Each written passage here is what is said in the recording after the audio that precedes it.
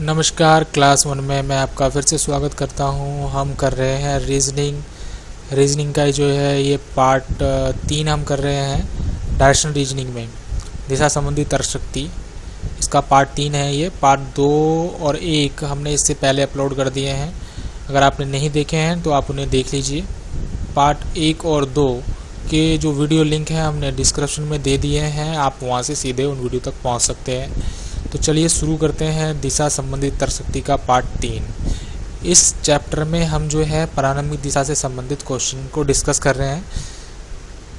तो चलिए शुरू करते हैं प्रश्न नंबर 1 से। प्रश्न नंबर 1, मनोज अपने घर से सीधी दिशा में 5 किलोमीटर दूरी तय करने के बाद अपने दाएं मुड़ जाता है और 4 किलोमीटर की दूरी तय करता है।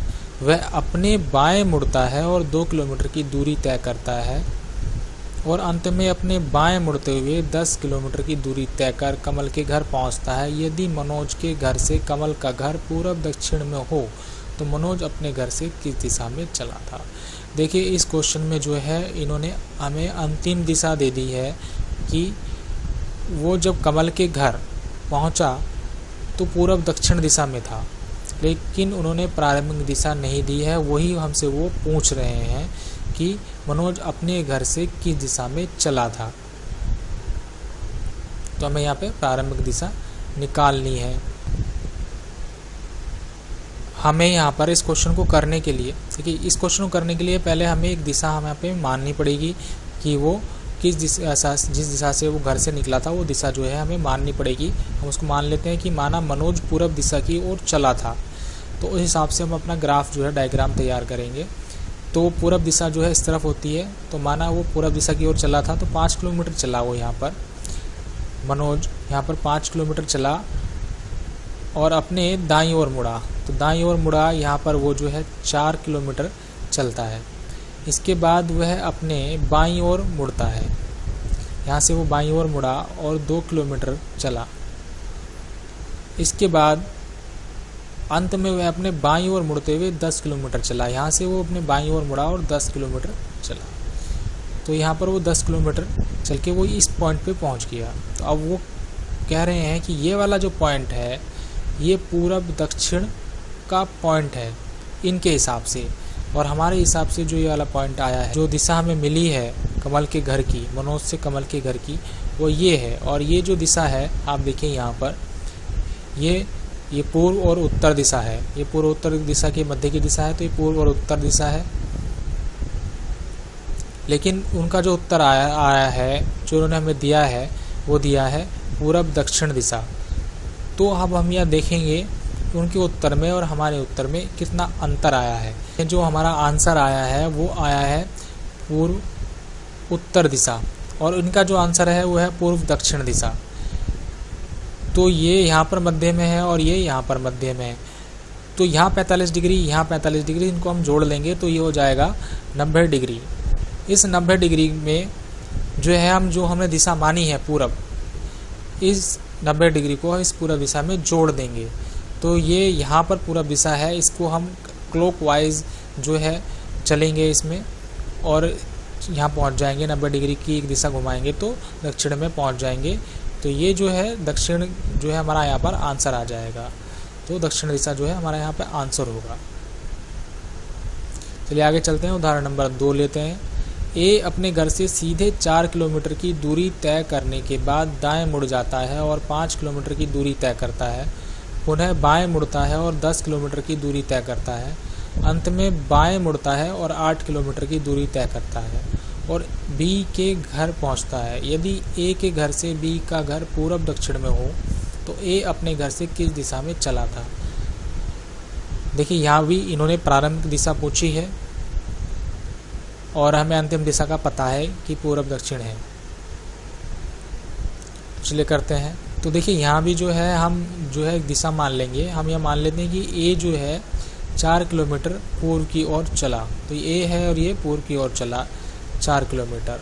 इसके बाद वो दाएं मुड़ा और 5 किलोमीटर चला। तो ये जो है 5 किलोमीटर चला।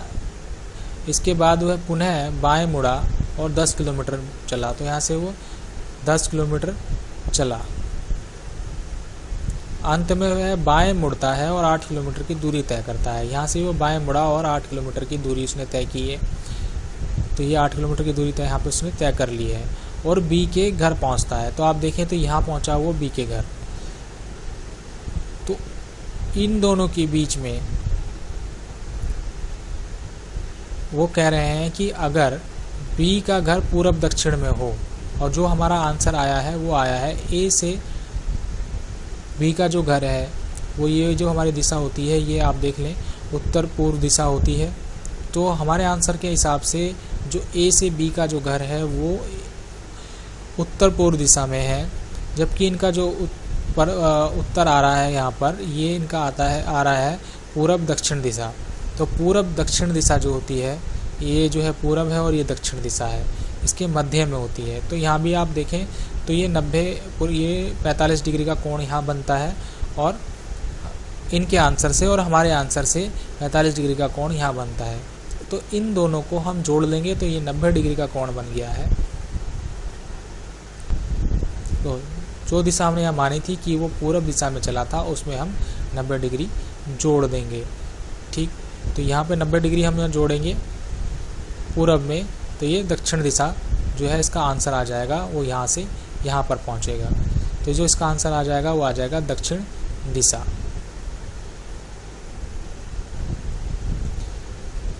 प्रश्न नंबर 3 लेते हैं।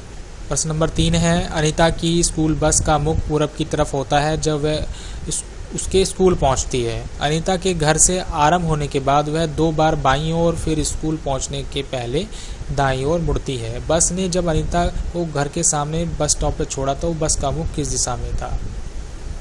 देखिए इस वाले क्वेश्चन को हम प्लस और माइनस की विधि से कर सकते हैं। कर क्यों सकते हैं? कर इसलिए सकते हैं प्लस और माइनस से, क्योंकि ये जो दिशा दी गई है इसमें ये फिक्स दिशा है। ये 45 डिग्री के कोण पे आधी आधी दिशा नहीं है, पूरब पश्चिम नहीं है, उत्तर दक्षिण नहीं है, ये केवल पूरब दिशा है जो केवल एक दिशा है। तो अगर पूरब दिशा दी गई हो ये, तो अगर फिक्स दिशा दी गई हो, कोई भी फिक्स दिशा पूरब हो, पश्चिम हो, उत्तर हो, दक्षिण हो, तो उसका आंसर हम प्लस माइनस के हिसाब से यहाँ पर निकाल सकते हैं।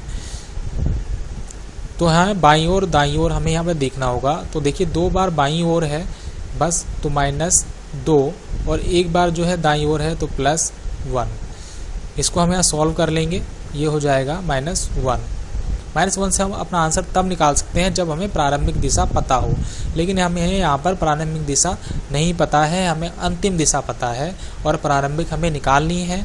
तो जब हम प्रारंभिक हमें निकालनी हो तो जो हमारा आंसर आ रहा हो, जैसे हमारा यहाँ पर आ रहा है -1, इसको हम उल्टा कर देंगे, माइनस की जगह प्लस कर देंगे और प्लस है तो माइनस कर देंगे। तो यहाँ पर माइनस है तो हम इसको प्लस कर देंगे, तो हो जाएगा +1। तो जो दिशा बताई गई हो उसमें जो है अब हमें एक दिशा और जोड़ देनी है। तो हम जो है यहाँ पर पूरब में हैं और इसमें हम एक दिशा और जोड़ देंगे तो पहुँच जाएंगे दक्षिण में। तो इसका जो आंसर आ जाएगा वो आ जाएगा दक्षिण दिशा। ये हमारा इसका आंसर है। प्रश्न नंबर 4, सूर्योदय के समय 2 मित्र राकेश एवं विनय आमने सामने खड़े हैं। राकेश के बाईं ओर विनय की छाया बन रही है, तो राकेश का चेहरा किस दिशा की ओर है।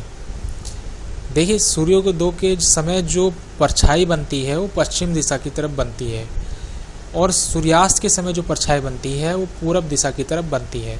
तो यहाँ पर सूर्योदय की बात की गई है तो इनकी जो परछाइयाँ हैं वो पश्चिम दिशा की तरफ बन रही है। और इन्होंने कहा है बाईं ओर कि राकेश के बाईं ओर विनय की छाया बन रही है, तो ये जो है आमने सामने खड़े हुए हैं। तो इनकी पोजीशन कुछ ऐसी होगी, आप देखें ये सूरज है हमारा और ये एक पहला बंदा है और ये दूसरा बंदा है, ये आमने सामने खड़े हैं और वो कहते हैं कि राकेश के बाईं ओर विनय की छाया बन रही है। अब आप देखें अगर जो पहला बंदा है ये वाला, इसका जो दायां है वो इस तरफ है और इसका बायां इस तरफ है, इसके ठीक उल्टा इस वाले बंदे का है, इधर बाएं और इसका इधर दाएं। यहाँ इन्होंने कहा है राकेश की बाईं ओर विनय की छाया बन रही है, तो छाया जो है इस तरफ बनेगी दोनों की। तो बाईं ओर विनय की छाया बन रही है यहाँ पर, तो बायां हिस्सा बाईं ओर जो है ये वाला हिस्सा है। तो अगर हम इसको राकेश कहें तो इसके बाईं ओर, तो तो इसका जो राकेश का बायां है वो ये वाला साइड है, ये पूरा साइड जो है राकेश का बायां साइड है, और विनय की छाया बन रही है इस तरफ, तो ये राकेश हो गया और ये विनय हो गया। अब इन्होंने पूछा है राकेश का चेहरा किस दिशा की ओर है, तो आप देखें ये राकेश है तो उसका चेहरा जो है वो उत्तर दिशा की ओर है, तो हमारा जो आंसर आ जाएगा वो आ जाएगा उत्तर दिशा। ये हमारा इसका आंसर है। आगे चलते हैं, वो प्रश्न नंबर 5 लेते हैं। सूर्यास्त के समय दो मित्र राकेश एवं विनय आमने सामने खड़े हैं, राकेश के बाईं ओर विनय की छाया बन रही हो, तो राकेश का चेहरा किस दिशा की ओर है। देखिए क्वेश्चन वही है, लेकिन यहाँ सूर्यास्त हो गया है, वो सूर्योदय का समय था। चलिए करते हैं इसको। ये हमारा सूर्यास्त के समय का सूरज है, और एक व्यक्ति यहाँ पर खड़ा है और एक व्यक्ति यहाँ पर खड़ा है। इसका जो दायां है इधर है और बायां इधर, इसका बायां इधर और इसका दायां इधर। अब वो कहते हैं राकेश के बाईं ओर विनय की छाया बन रही है, तो इस बार जो छाया बनेगी वो इस तरफ बनेगी, यानी पूरब दिशा की तरफ। तो कह रहे हैं राकेश के बाईं ओर विनय की छाया बन रही है, तो बायां, अब उन्होंने यहाँ पर ध्यान दें कि बाईं ओर, तो हमें जो जिस तरफ परछाई बन रही है उस तरफ बायां होना चाहिए। तो ये देखिए बायां इस तरफ है, यहाँ इस तरफ परछाई बन रही है, बायां यहाँ पर है, और किसके बाईं ओर है, राकेश के बाईं ओर है, तो ये राकेश इस बार यहाँ पर आ जाएगा, और राकेश के बाईं ओर विनय की छाया बन रही है, तो विनय यहाँ पर आ जाएगा। अब पूछ रहे हैं राकेश का चेहरा किस दिशा की ओर है, तो आप देख सकते हैं राकेश का चेहरा इस समय दक्षिण दिशा की ओर है, तो इसका जो आंसर आ जाएगा वो आ जाएगा दक्षिण दिशा। तो ये हमारा इसका आंसर है। तो ये हमारी जो क्लास थी ये थी डायरेक्शन रीजनिंग में, 3 चैप्टर में हमने इसको ख़त्म किया है।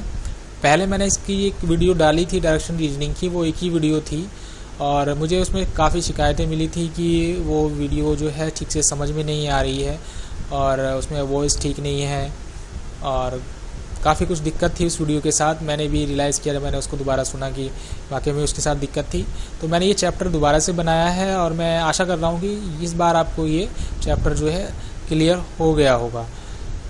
तो अगर आपको हमारी क्लास पसंद आई हो तो आप वीडियो को लाइक कर सकते हैं, चैनल को सब्सक्राइब कर सकते हैं।